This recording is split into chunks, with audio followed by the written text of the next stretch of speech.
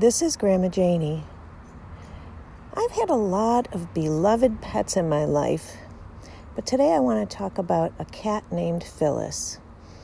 About 18 or 19 years ago, my son Nick was living at one of our rental houses to paint it over the summer, and one day he let me know that a cat had been left behind by the student tenants who had moved out in May. And so I went over to the house, and right away this cat came running up to me, and clearly she was pregnant and she was hungry. And so we fed her and we gave her water and we took her to the vet and we named her Phyllis. Phyllis was pretty standoffish for a long time, and even though I really tried to give her a lot of love, she was lukewarm to all that attention, and maybe it was the fear of abandonment, having been left behind. But she had those kittens, and they were beautiful, and one thing that happened was that she tried to hide them in a hole in the bathroom wall at this rental house, and they fell through under the bathtub into the ceiling of the floor below. And so from the first floor, we could hear them meowing in the ceiling above.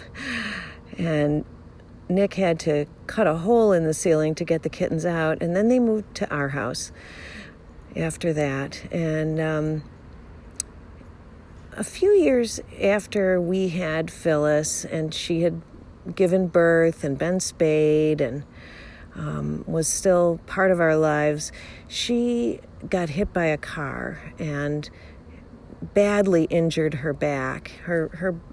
Basically her vertebrae were broken, and I took her to the vet, and she was in a great deal of pain and misery, and the vet said the thing to do would be to keep her in a cage for 8 weeks.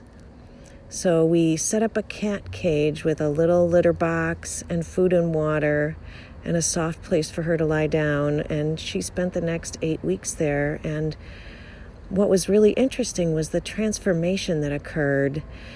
Phyllis became very loving after that. It was as if she knew that I had saved her life and taken care of her when she was in a lot of pain. And after that, she was my close buddy and would sleep with me and follow me and just presented in a much more loving way. Well, a few years later, I went through some sad times where I was grieving because people that I really loved had died. And I was lying in bed one day, and I was just crying a little bit because I was sad. And here comes Phyllis. Phyllis came, she comforted me, she snuggled me, she looked at my face as if wondering what the trouble was, and she really made me feel so much better. And eventually, Phyllis became an old lady cat, and she had a stroke, and she was no longer able to get to the litter box or even walk at all. And I spent as much time as I could with her, and Phyllis passed away from this life.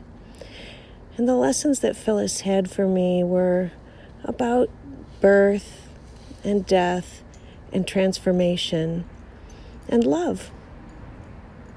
And when she died, she left behind 2 beautiful daughters who still live with us, Maxine and Libby, and a plaque that our veterinarian made with her paw print so that I can always remember her when I see it.